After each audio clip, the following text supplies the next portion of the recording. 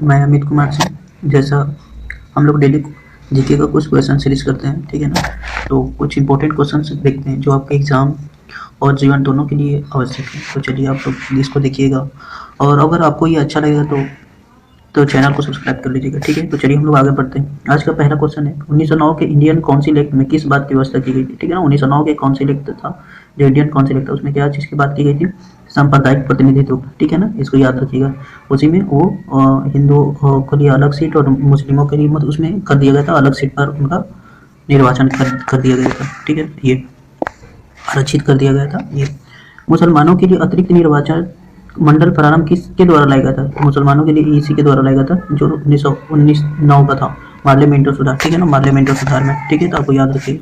अगला, अखिल भारतीय महासंघ स्थापित करने का प्रावधान शामिल किया गया था।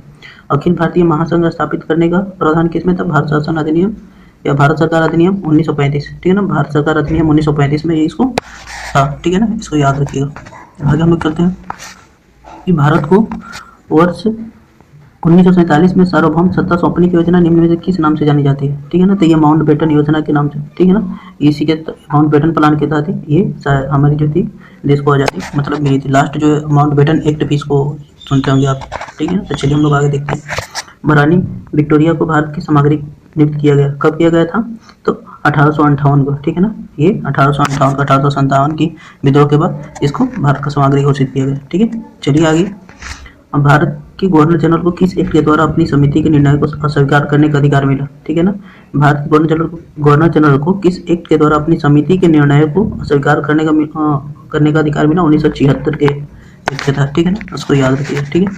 अगला है कि निम्नलिखित में से किस अधिनियम द्वारा भारत के गवर्नर जनरल को अध्यादेश जारी करने की शक्ति प्रदान की गई, ठीक है ना। किस अधिनियम के तहत गवर्नर जनरल को क्या होगा, अध्यादेश जारी करने की शक्ति प्रदान की गई, तो ये भारत परिषद अधिनियम 1861, ठीक है ना, भारत परिषद अधिनियम 1861 के तहत, इसको याद रखिएगा। अच्छा देखिए, बहुत इंपॉर्टेंट क्वेश्चन है, अच्छे ना, ये आपके एग्जाम में अक्सर ऐसे क्वेश्चन देखने को मिलेंगे, ठीक है।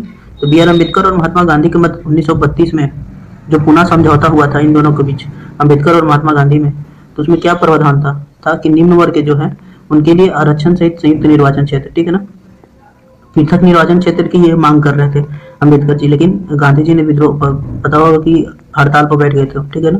तो उसके बाद संयुक्त निर्वाचन के लिए मतलब कि उनको आरक्षण की मांग, आरक्षण दिया गया सीटों में, ठीक है ना, नहीं तो ये अलग मांग कर रहे थे, जैसे मुसलमानों का उनको अलग हो गया था, तो उसी तरह इनको भी था। अगला है, निम्न में किस अधिनियम ने केंद्र में द्वैध शासन प्रणाली स्थापित की, ठीक है ना, केंद्र में द्वैध शासन प्रणाली की स्थापना किसमें, भारत सरकार अधिनियम 1935 में, लेकिन ये कभी लागू नहीं हुआ, ठीक है ना। ये अगला है, 1922 में ईस्वी में निम्नलिखित में से किसके द्वारा उद्गार व्यक्त किया गया कि भारतीय संविधान भारतीयों की इच्छा अनुसार होगा, तो भारतीय संविधान जो है 1922 में किसके द्वारा कहा गया, तो महात्मा गांधी जी के द्वारा, ठीक है ना, कि भारतीय संविधान जो है भारतीयों की इच्छा अनुसार होगा, ठीक है। ये कुछ महत्वपूर्ण क्वेश्चन थे, ठीक है ना। अगर आपको अच्छा लग रहा है तो आप सपोर्ट कीजिएगा, ठीक है। और थैंक्स हेल्प में आप हमारे चैनल को सब्सक्राइब कर सकते हैं, वही आपके लिए हमारे लिए काफ़ी अच्छा होगा, और ठीक है ना, चलिए थैंक यू।